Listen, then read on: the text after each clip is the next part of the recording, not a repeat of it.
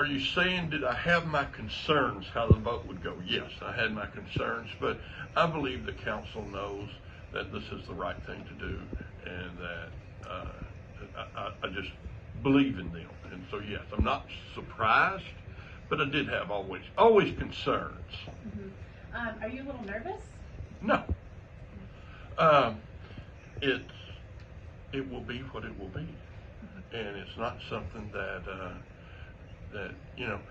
I look at it this way: if a gentleman was put to death that shouldn't have been, that means there's a murderer loose somewhere in Jacksonville or Arkansas or USA, and they need to be brought to justice, and that's important. And so, to do that, DNA testing has come a long ways. So, yes, I'm not surprised. I'm not nervous. I mean, it will be what it will be.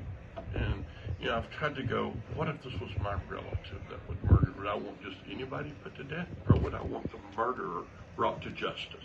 And that is really what I've weighed with myself. And I would want justice. And I think that's what the council, as they weighed it. You could tell it wasn't an easy decision for any of them, but they weighed it with themselves, and that they decided that justice was the right way to go.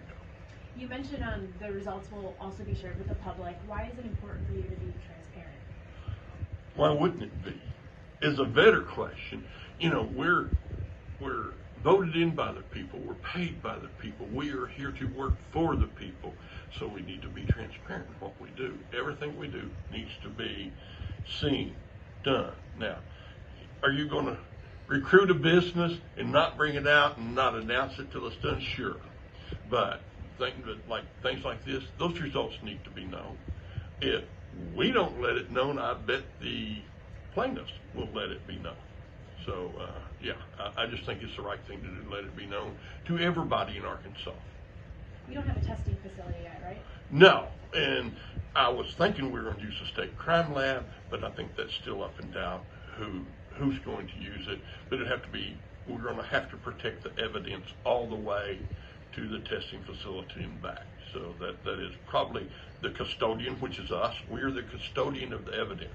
And I think it's our job to protect the chain of the evidence that it's protected, the custody is protected. How soon will you start testing it? I have no idea how that works. I don't know where it is per se. I'm sure it's in an evidence locker somewhere.